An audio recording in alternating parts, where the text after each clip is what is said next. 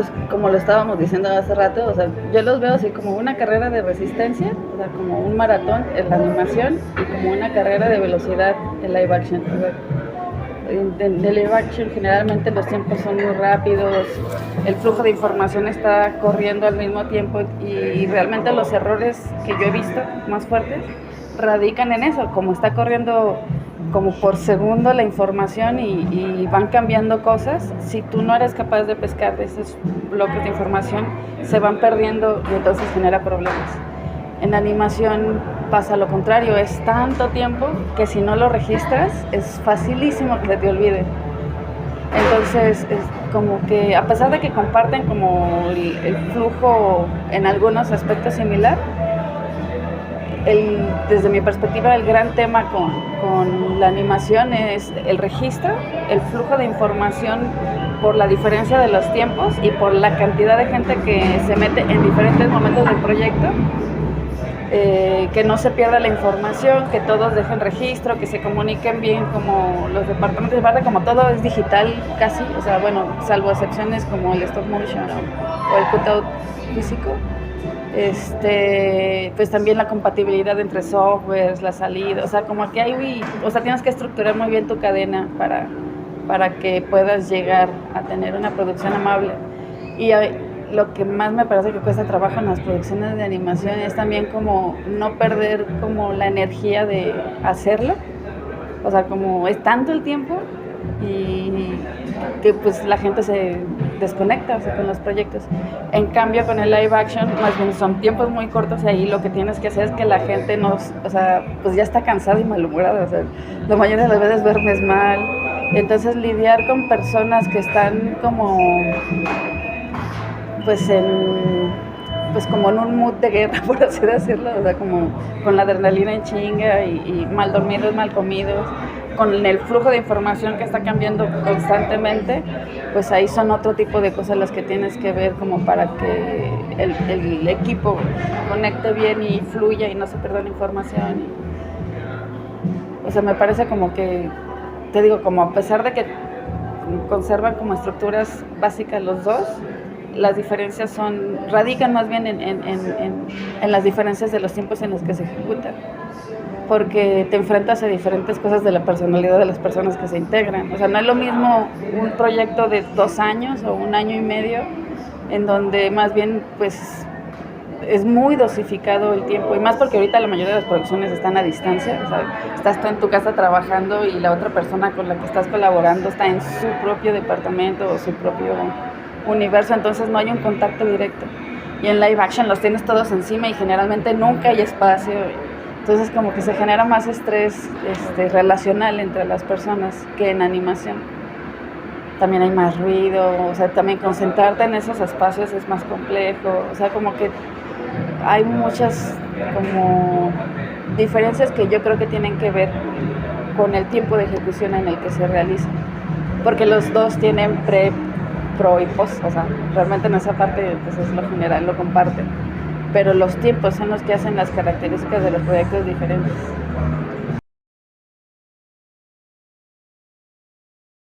Pues ese primero vez sin experiencia, absoluta inexperiencia, ajá, porque pues no lo vimos, como todo fue como, o sea, sí hubo un contrato, porque a mí me contrataron para dirigir ese corto, entonces hubo un contrato con el productor para que yo dirigiera, y él a su vez era subcontratado por un museo guatemalteco para que generara esas piezas. Pero entonces hasta ahí se quedan los contratos. O sea, no se hizo un registro del guión, o sea, no se hicieron muchos registros. Y entonces, como todo fue de palabra y la verdad fue una muy buena experiencia porque todos cumplieron su palabra, aunque no hubo contratos. El tema fue que una vez terminado el proyecto, o sea, para empezar a festivalearlo, la mayoría te dicen que sí, o sea, en las cláusulas, si hay una legata o una demanda de propiedad, te sacan. O sea, no sé si investiguen, pero así, básicamente te sacan. Acá, te digo, como todo estaba como en buenos términos, no nos pasó. Pero la mayoría de los festivales de cortometrajes no dan premios económicos. O sea, la mayoría es tu inversión, porque la mayoría cobran también. Y los pocos que vi que sí dan como premios económicos te piden el registro que diga que es de tu autoría, ya sea el gringo o sea el mexicano. Y nosotros no lo teníamos. Y al principio pues no nos importa porque realmente son los menos los que te lo piden, o sea, son pocos. Pero ya que terminamos la ruta y nos ganamos una mención honorífica en Short Film, entonces eso ya nos dio la posibilidad de entrar a concursar a los Arieles, y en los Arieles para concursar los necesitas. Y entonces para poder entrar necesitábamos hacer desde el primer registro, que era el guión, y de ahí hacer como toda la cadena, que lo hubiéramos podido hacer aunque sea destiempo, pero se atravesaron otras cosas y ya no dimos las fechas y ya se nos fue esa oportunidad. Pues varía mucho y ahí es una respuesta así como hay demasiadas cosas que podrían suceder para que las cosas salgan mal. Por suerte, según mi experiencia, la mayoría de las personas intenta ser buena persona, o sea, la mayoría no se porta idiota. Pero por ejemplo, una de las cosas que yo más le admiro hay una directora de arte con la que suelo trabajar mucho, que justo fue la que me llevó a la peli de anoche. Se llama Ivonne Fuentes. Y lo que me parece que ella hace muy bien para generar un ambiente propicio de trabajo en donde te sientas validado como artista, uno es elegir bien el equipo.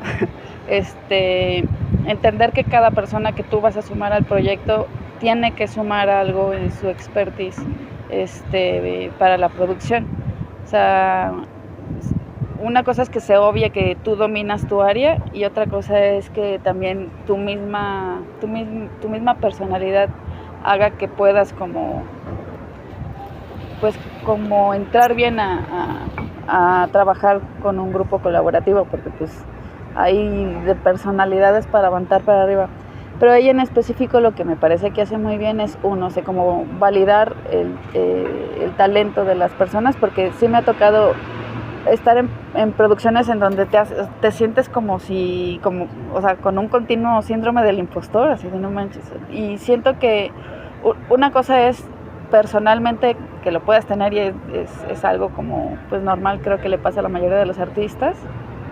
Y otra cosa es que sí hay pequeñas actitudes que lo fomentan. Y entonces esta directora me parece que su manera de proceder en las producciones hace que todos se sientan como validados desde un inicio. No se genera competencia malsana. Y como ella es la líder de los proyectos, se permea hacia abajo esa característica. O sea, si tienes un buen líder que tiene ese tipo de carácter, ese tipo de buenas acciones, desde mi perspectiva, se permean hacia los siguientes departamentos en jerarquía, pues. Porque si no pasa lo contrario y se vuelve pesadilloso y horrendo. Porque sí, o sea, te digo, en los proyectos de live action, pues hay muy poco tiempo generalmente y vas contra tiempo. Y no significa que en animación no, pero te digo, en animación como son procesos más largos y aparte como son procesos actualmente más a distancia, pues ese tipo de asperezas normales de la dinámica relacional cuando te enfrentas con el otro en físico y en persona, pues no existen tanto. Otra cosa que se me hace como positivo es entender que no hay solo una manera de resolver las cosas. O sea, como si tú entras a una producción pensando que tu manera es la única y te pones como muro y no permites que los demás se involucren en el proceso, eso puede hacer muchas fricciones, porque puede ser que no estés viendo cosas que podrían ayudar a que fluya más. Cambia mucho, hay una cosa que se llama early concept, que es como el primer pase de estás pensando, o sea, y cambia mucho en la producción. En animación, como todo lo creas de nada, entonces pues necesitas hacer early concept porque empezar a pensar visualmente en las soluciones. Y no significa que ese early concept vaya a ser así finalazo de veritas, así va a salir. Es una herramienta nada más para empezar como a aterrizar visualmente una idea. y el proceso de trabajo cambia mucho. Por ejemplo, si yo estoy conceptualizando para mi propio proyecto o si estoy conceptualizando para el proyecto de alguien más, en mis propios proyectos a mí me parece, o sea, como más una cosa más libre, o sea, porque mi base de educación es en artes plásticas. Entonces, pues pintar el material y esas cosas me ayudan a mí como, porque siento que también el material comunica cosas y comunica soluciones estéticas, o sea, no solamente dibujar, o sea, sino la elección del material, porque tiene diferentes cualidades, en su solución técnica y en el resultado visual. O sea, no es lo mismo lo que te dice una acuarela, por ejemplo, que lo que te dice, no sé, como el óleo. Entonces, cuando conceptualizo para mis proyectos, pues tengo más esa flexibilidad porque yo conozco todo mi bagaje y entonces me siento más libre como si lo hago en lápiz o en un cuaderno o en una servilleta o nada más es un esbozo, porque te digo, es el primer proceso de pensar el proyecto visualmente, es como en vez de escribirlo, vas bocetando, es otro proceso de aproximación. Cuando trabajas eso para alguien más, cambia porque, o sea, no es lo mismo que tú le entiendes a tu garabato a que otro le entienda a tu garabato. Entonces tienes que trabajarlo como un poco más pulido y más acercado a lo que la otra persona puede entender como una idea aterrizada. Porque también si tu director o directora tiene educación visual, pues es fácil porque también está acostumbrado a los garabatos. Y entonces no necesitas muchas veces concluir la forma porque la otra persona ya entendió a qué te referías. Pasando por los early concepts, que son con las conceptualizaciones tempranas, que pueden ser garabatos, bueno, bocetos, no garabatos. De ahí ya sería como conjuntar todos esos para hacer el concept final, que conjunte esa información. Ese concept funcionaría como un desglose particular según por lo cual se haya generado el concepto.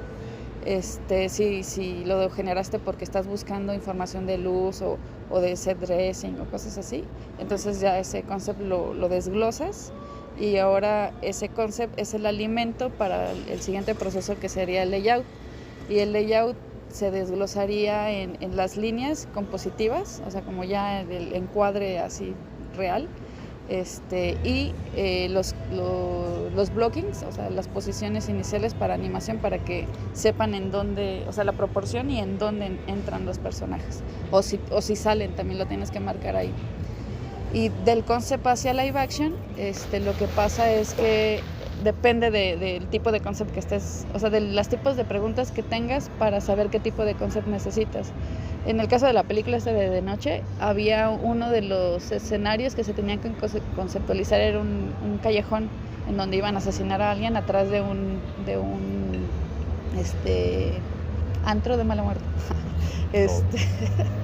Y entonces ese concepto fue, yo le diría un concepto emocional, se tenía que sentir como pues el mood lúgubre, las luces puntuales, como el espacio decadente, manchas, cosas a medio construir, láminas, óxido, la mezcla de materiales, en contraste con los concepts que se hicieron para el otro espacio que te decía de Tijuana, que ahí no, o sea, la búsqueda no era emocional de cómo te tiene que hacer sentir el espacio, sino ahí la búsqueda era de cómo se tiene que ver y cómo lo desglosamos, o sea, qué tanto vamos a intervenir las locaciones para saber qué se construye, qué no se construye, qué es gráfico, qué es deco. Y entonces o sea, la diferencia básicamente fue que el concepto emocional era como un estilo de un espacio físico. O sea, me pasaron fotografías de la locación y sobre eso hice una cosa que le dicen paint over, que es pintarle encima, con una técnica que se llama photobashing, que es agarrar como recortes de otras cosas para hacer una composición que te lleve a esa sensación emocional de lo que se está buscando. Y en el otro básicamente es similar, también se usa photobashing y paint overs, porque también me dieron fotografías, pero las fotografías que me dieron eran todas frontales de las casas. Entonces yo hice como una especie de line-up de casas, porque eran cuadras y cuadras de Tijuana Street. Y entonces por bloque de calle hacemos como ese line-up de cómo estaba en la actualidad esa locación, y arriba el cómo se va a intervenir, o sea, con los gráficos, las puertas, los toldos, todas las cosas que se van a meter, y el desglose para que cada departamento supiera quién es el responsable. O sea, esto va a construcción, esto va a deco, esto va a gráficos. Y entonces es un tipo de concepto que le ayuda a los siguientes departamentos a entender qué es lo que tienen que conseguir o qué se tiene que hacer. O por ejemplo, en el tema de gráficos, lo que pasaba es que ellos me pasaban el gráfico, yo lo ponía como paint over y texturizado, y yo les regresaba las medidas, porque los conceptos se tienen que hacer a escala para que sea más útil para el proceso. Y entonces las casas tenían que estar escaladas a la casa real. O sea, no que haga la casota, pues, sino que esté en proporción, para que se sepa de qué tamaño son las puertas, porque desde ahí se podía ver si las puertas tenían que ser dobles y también si iban a ser dobles, desde ahí también se empezaban a tomar decisiones de si son recubrimientos, si se desmonta la puerta. O sea, había como muchas cosas, preguntas que empezaban a salir de ejecutar ese line-up de fachadas, porque desde ahí estás viendo lo que vas a tener que hacer.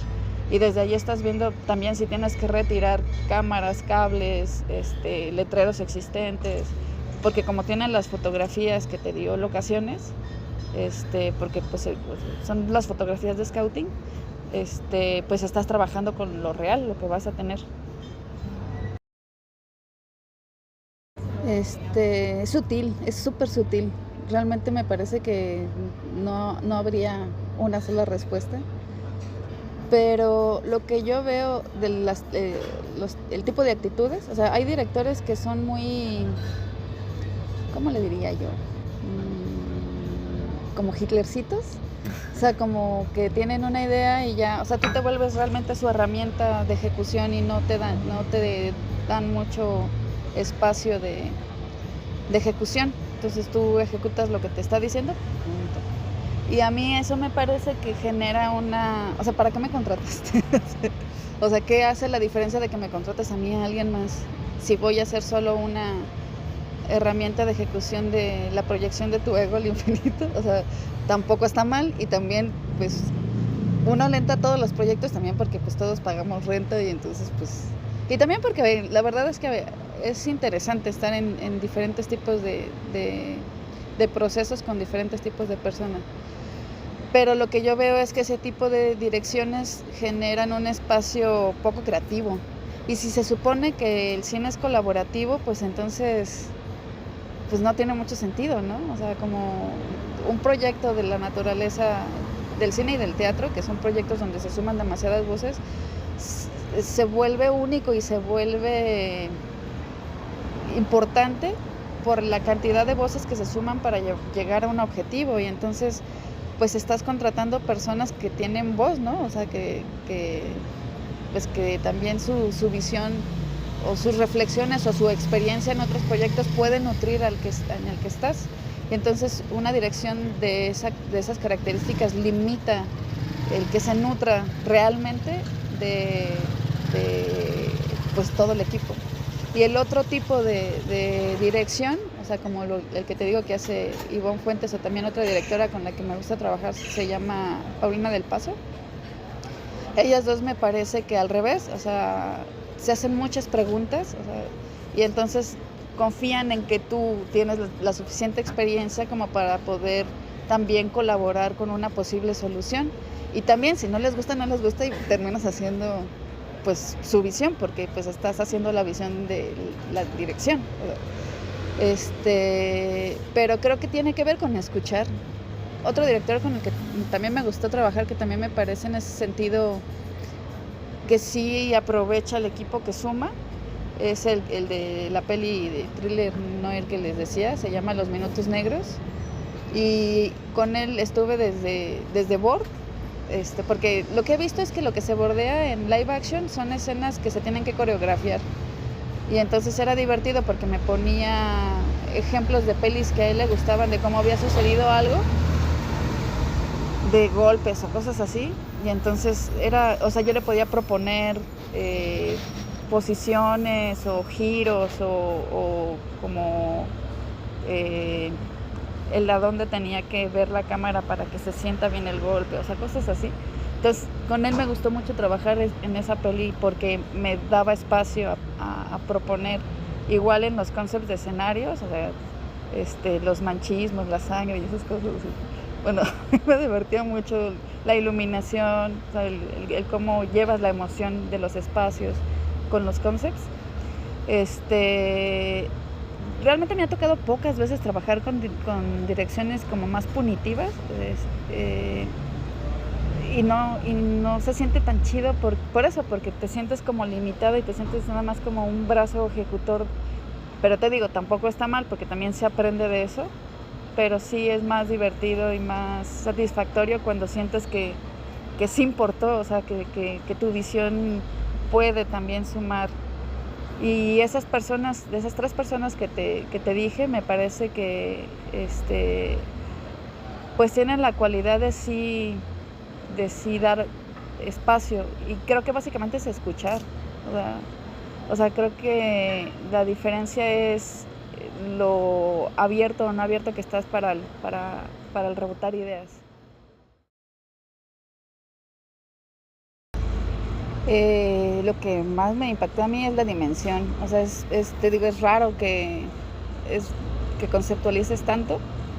Y es raro que tengas como presupuesto para hacer un chingo de cosas de construcción. La mayoría de las veces los proyectos más chiquitos pues utilizan más bien lo que tienen, o sea, como que se acota más. Y el trabajo de arte generalmente más bien radica en conseguir cosas que ya existen. Y acá, también por el tema de que era de época, porque tenía un poco más de presupuesto, pues se construyeron un chingo de cosas. Entonces eso sí me pareció maratónico, como la dimensión de todas las cosas que se tuvieron que construir y mandar a hacer, y todos los gráficos, era una locura, pobre de las chicas de gráficos, ¿no? Y los constructores también, fue medio una locura. Y también el hacer tantos assets físicos, o sea, involucra también bodegas, transporte, logística de seguimiento de esto tiene que estar aquí, después tiene que estar acá. Coordinar eso cuando tienes un chingo de cosas más que coordinar también es una pesadilla, y generó también como pues gráficos que no llegaron a la locación, o sea, que se quedaron en la bodega porque a alguien se le fue. Pero como era pues una producción muy grande, pues me parece también como que le salió barato, o sea, aunque hubo como muchas como desperfectos, por la dimensión me parece que pudo haber sido peor. Y en las producciones chiquitas no significa que estés a salvo de los desperfectos y de fallar en la coordinación y que se te olvide algo, pero sí creo que mientras más hay volumen de cosas en qué pensar, más posibilidades hay pues de equivocarte. Y otra diferencia que vi es que en el equipo, o sea, generalmente bueno, tampoco es que tenga tantísima experiencia en producciones de live action. La mayoría de las producciones en las que he estado, pues la mayoría de la gente tiene mucha experiencia, pero en esta en específico me llamó la atención que la mayoría del equipo de arte, que no tenía como un puesto de dirección, ya tenían experiencia como directores en otras producciones más chiquitas. O sea, sé que fue un equipo hecho de pura gente que ya ha tenido a su cargo gente. Y yo creo que eso también hizo la diferencia en el tema de relacional. O sea, como ya saben cómo esta cosa que te decía de que se permea lo bueno y lo malo, pues también creo que pusieron lo mejor de sí para que no pasara este tema de pues, discusiones gratis y esas cosas. Pero sí me llamó la atención eso en esa diferencia, pues que la mayoría ya habían liderado proyectos.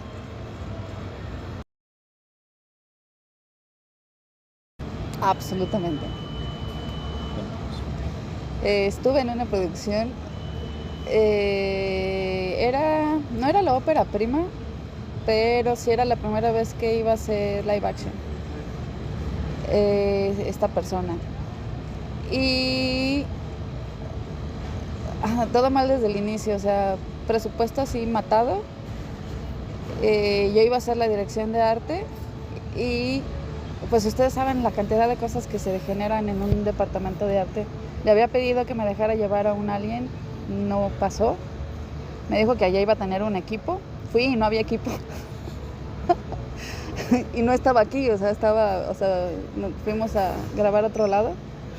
No, como para poderle llamar a alguien en chinga de mis contactos. Pues estaba en medio de vete a saber dónde chingados, sin una red para poder jalar el proyecto. El punto es que, bueno, eso fue en mi departamento, pero todos los departamentos tenían ese tipo de carencias. La cosa es que en arte había que generar muchas cosas y le habíamos hecho un breakdown de lo que se tenía que tener para la producción, pero dijo, no. Y entonces, también mi inexperiencia, que dijo, bueno, aún así voy.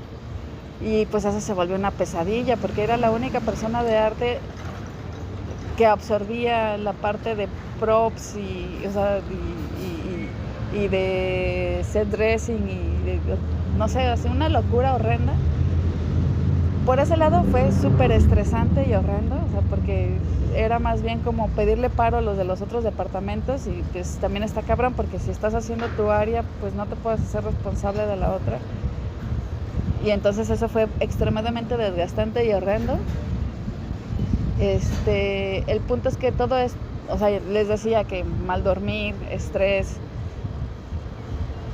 eso terminó. Y aparte esta persona tenía unos chistes que no son chistes, que rayaban en acoso. Y entonces yo le decía a esta persona, oye, persona esta, porque me cae bien, eso no es un chiste, no me lo decía a mí porque no sé, no tenemos ese tipo de relación. Pero yo escuchaba que se lo decía a otras chicas del crew. Y entonces sí, lo que me sorprendió es decirlo directo.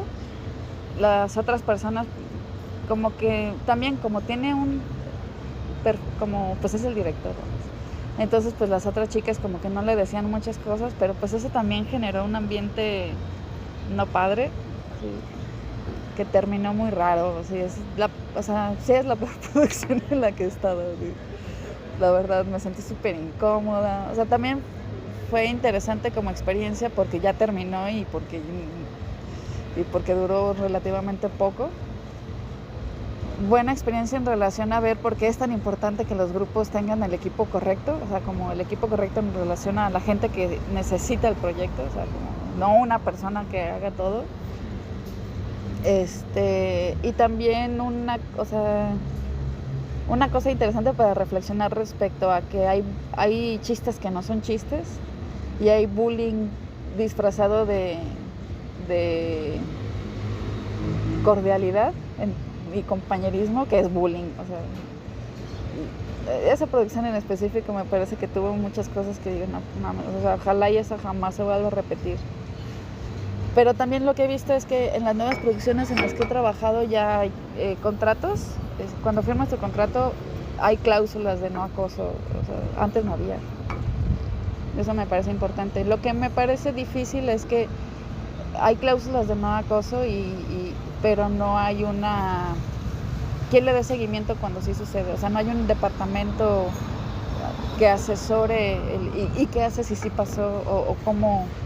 Porque una productora no tiene la sensibilidad para llevar ese tipo de cosas. Necesitas un perfil específico para resolver ese tipo de conflictos. Y la mayoría de las producciones no lo tienen.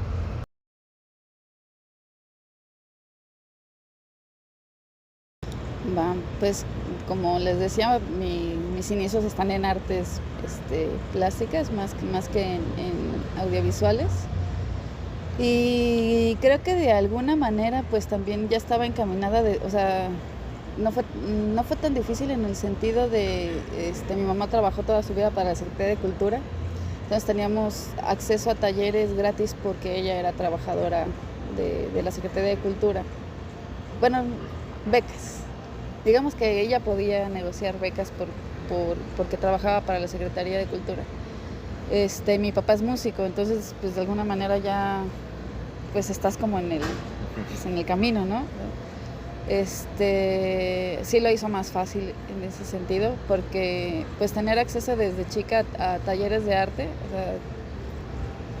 siento que ayudan a que trabajes más con tu sensibilidad desde muy niña y a que la veas como algo normal, ¿sabes? Y que no tengas como lo que muchas personas tienen, como este sesgo familiar de te vas a morir de hambre si vives del arte, ¿sabes? Porque pues vivíamos del arte, o sea, de diferentes maneras, pues. Lo único que nos dijo mi mamá, no sean músicos, porque mi papá era músico y pues no la pasamos. Pero sí ayudó mucho, o sea, para que yo ya estuviera de alguna manera como encaminada. Y después de eso también supongo que algo pues de la personalidad, porque como me era difícil en ese momento expresar mis emociones habladas, descubrí, pues gracias a los maestros, que me era más fácil expresarme visualmente mis emociones.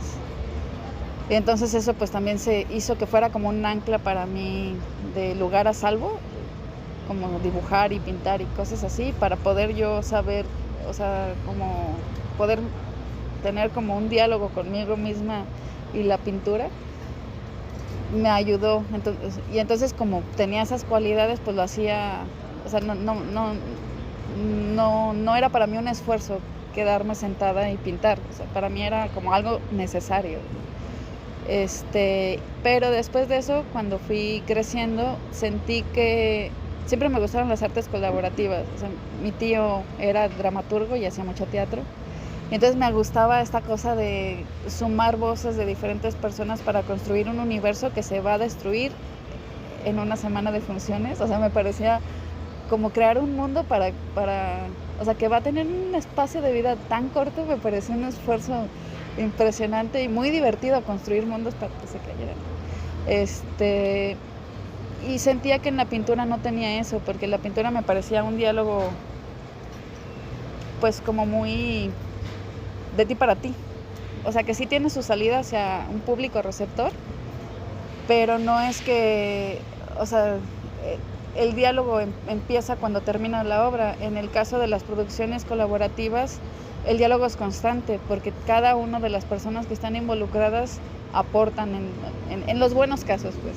Y entonces el estar reflexionando con muchas personas sobre un tema, me parece que hace que tenga una construcción con mucho más poder discursivo, a mí me lo parece. Y entonces me gustaba mucho ese lado. Yo pensé que iba a estar en teatro, me gustaba mucho la escenografía, pero pues también no teníamos como tantísimo dinero y la escenografía solo estaba y sigue estando en la Ciudad de México como carrera. Y entonces mi mamá me dio un buen consejo.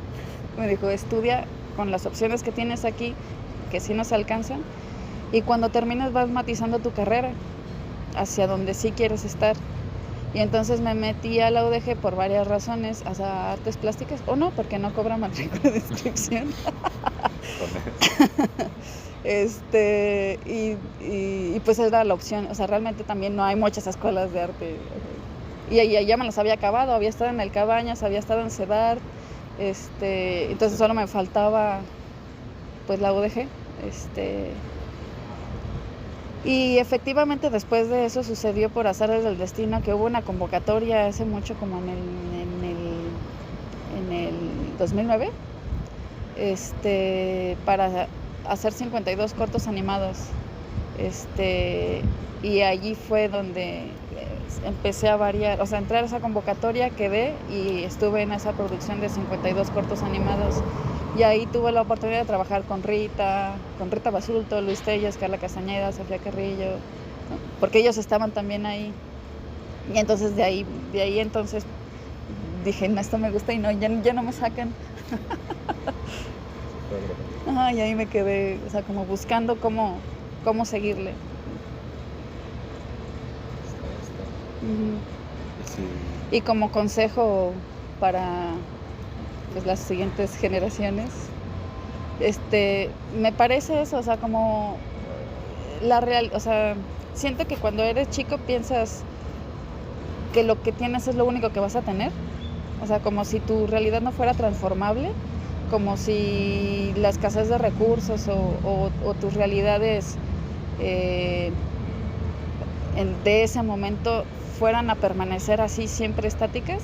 Y pues no, o sea, la cosa es que tengas visión, o sea, y obviamente hay muchas cosas injustas en la vida y así, pero clavarte con eso me parece un despropósito, o sea, como mejor buscar la manera de cómo sí lo vas a lograr, cómo te puedes ir haciendo tu camino y hacer eso o sea, eso que me dijo mi mamá en ese momento de toma lo que tienes y después lo transformas hacia donde sí quieres estar, me parece un excelente consejo de vida en general, o sea, porque si te la pasas peleándote con lo que tienes, pues ahí te encuentran